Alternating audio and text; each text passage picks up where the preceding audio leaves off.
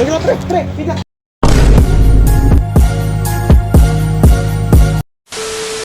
So yun mga boss, tuloy na natin yung pag-wiring natin. Pawiringan ng tropa. Kasi Boss Bidong. So ayan mga idol, bago natin gawin, simpleng pakita lang natin kaya wiring mga idol.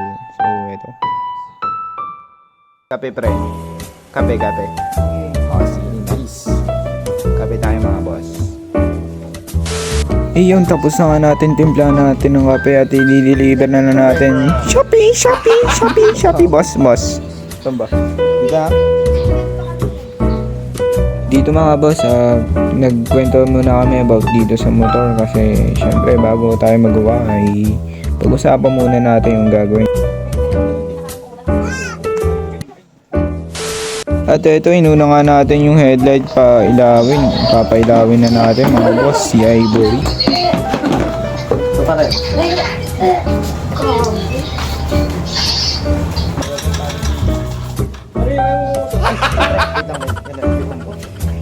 At nakalimutan pa lang natin, may nakatakip dun pala sa rammer kaya nahirapan i-panda yung mga idol.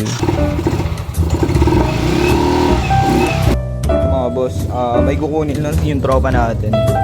Eto, hihinangin niya yung mga idol. Ayan.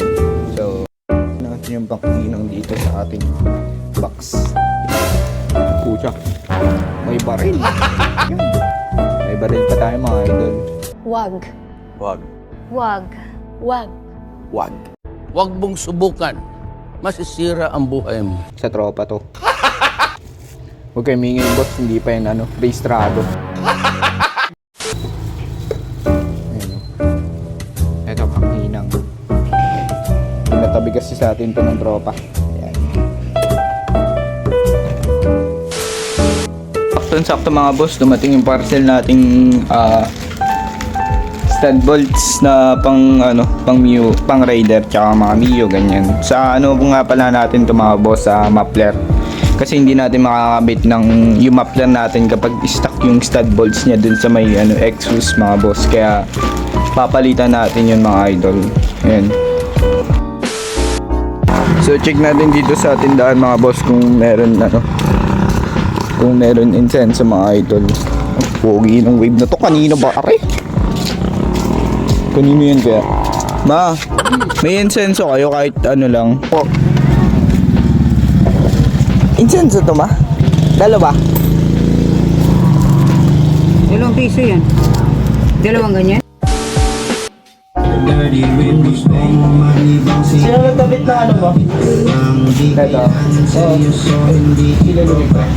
Saan nila inatid? Parang sa may yan. Pinunik nila sa may position. At yun, sinisimulan na nga niya ang paghinang ng mga bawat wire mga idol kasi yung iba tinagpas kaya ngayon hinangin niya na ulit. Ayun mga boss, nausok-usok pa mga idol. Dito yan sa may headlight natin mga boss.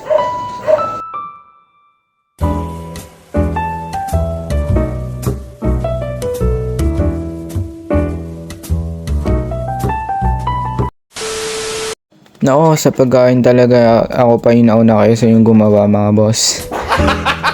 Din kayo madada kasi wala naman akong ginawa, ako pa yung unang kumain.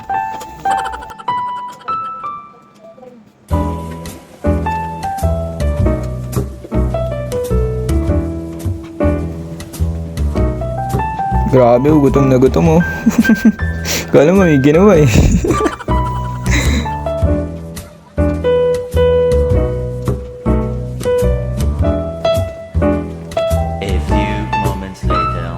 Mga boss, may basa pala sa wire mga idol, kaya pala nag-grounded siya.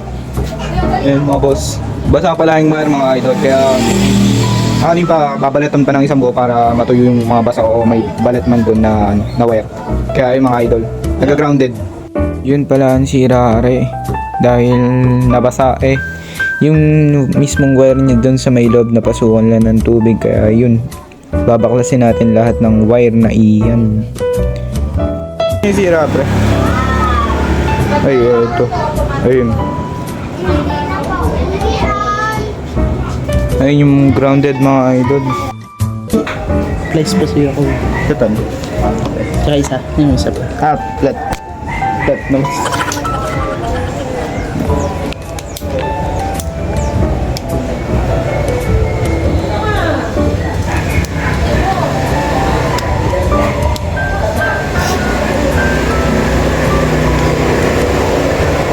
Spare na yung ano mo.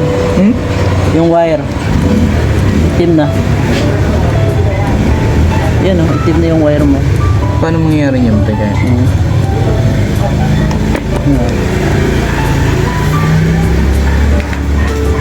Yan. Ibig sabihin, marupok na yung wire. Kaya naputol. Gawa ng tubig. So ito na nga mga idol, lalagyan na lang natin ng tape para safely yung wire para syempre kahit tag-ulan ay hindi naman mababasa at mapapasukan sa loob. So yun mga idol, pa-startin natin si Ivory.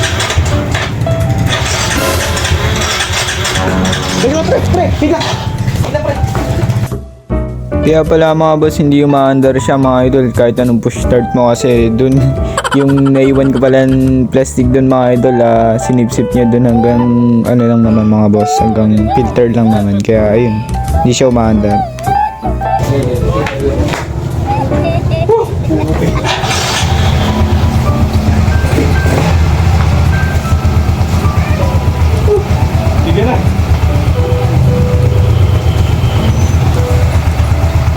Sige na tayo dun.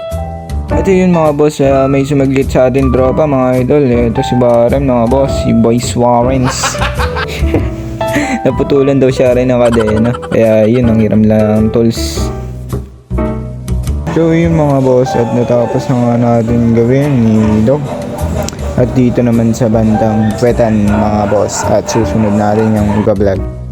So hanggang dun lang muna boss ang ating vlog mga idol kasi may emergency lang tropa akong mga boss kasi hinahanap na dun siya sa ano nila, kaya hanggang dun lang muna. Pero eto mga idol, gumagana na to, yan, push start. Ayan, sa push start, eto baka kasi umandar mga boss kaya hindi ko na ano yung mga idol. So Need to spend more time to prove it.